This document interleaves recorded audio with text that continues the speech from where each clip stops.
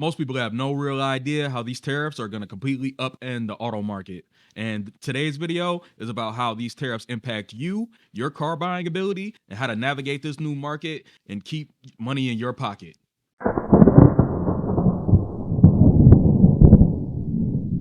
All right, so let's get straight to the facts. We now have a 25% tariff on Canada, Mexico, Europe, and an additional 10% tariff on China, with Trump enabling himself to enact reciprocal tariffs in the event any of these countries do the same. So what that means is that we're going to see a large impact on over $300 billion in U.S. auto trade.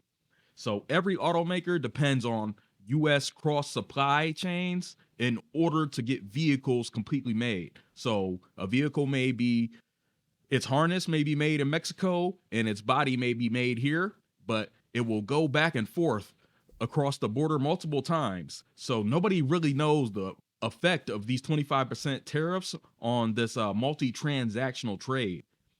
So General Motors, Ford, Stellantis are going to be hit the hardest by this.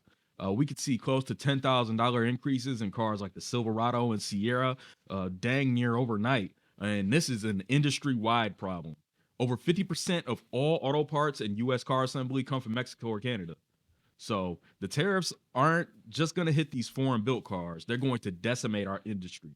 And I don't think most people are going to be ready for a $3,000 to $12,000 increase in their vehicle prices, especially in a high inflationary environment. So let me know what you guys think, man. Are you ready to drop an extra 10 bands on your car? And back to the number situation. So GM currently has the biggest exposure to these tariffs. They import over 750,000 vehicles from Mexico and Canada. So that's nearly 370,000 Silverados and Sierras, plus 390,000 SUVs like the Blazer and Equinox. And this doesn't even include their EVs that are also being made in Mexico. It's a lose-lose situation, right? Either GM has to raise prices and then kill demand, or they have to absorb the costs and then crush their profit margins. It's a bad situation to be in. Now, Ford's in a significantly better position, right? The Maverick, Bronco, and the Mustang Mach-E, those are all built in Mexico, and they may see price increases, but they are not the key money makers for Ford. And Tesla, most of their cars are built in the U.S. Their vehicle composition is majority U.S., but 20% of the parts comes from Mexico, and a lot of their battery parts also come from China. So you can expect to see increases on Teslas as well. So if the prices on trucks and EVs go up across the board, what do you guys think people are going to do?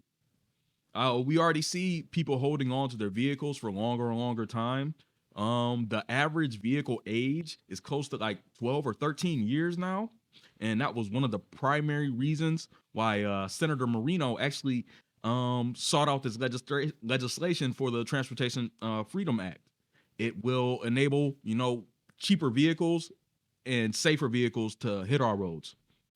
And it's not just the new cars. The most staggering aspect of this is that we're also going to see a tremendous price increase in the used car market.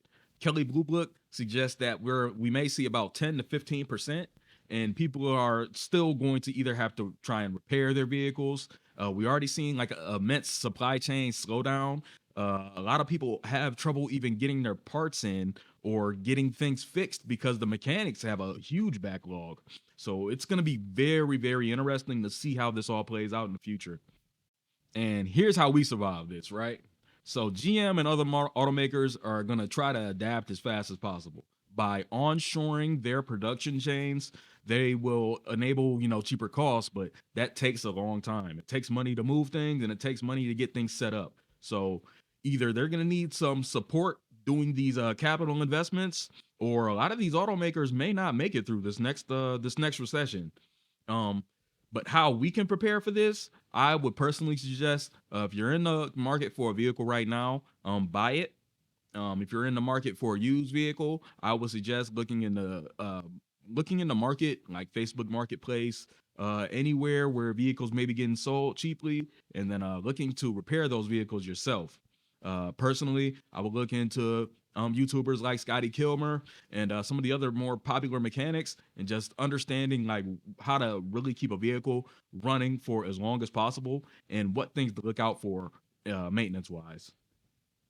Also, keep a good eye on financing deals. There's going to be a lot of 0% down offers as the market shifts and they need to maintain customers coming in the door. Also, make sure that you look into certified pre-order programs because a lot of those have warranties. Probably ever see, and that the companies that don't adapt to this new market are going to die. We're going to see some tremendous shifts here, guys. So if you learned anything from this video, please drop a comment. Please subscribe and let me know about how these tariffs are going to impact you. I'm definitely seeing a lot of fear around traditionally automotive states in the Midwest. My heart's with you guys, and I hope that everything goes well. God bless, and stay tuned.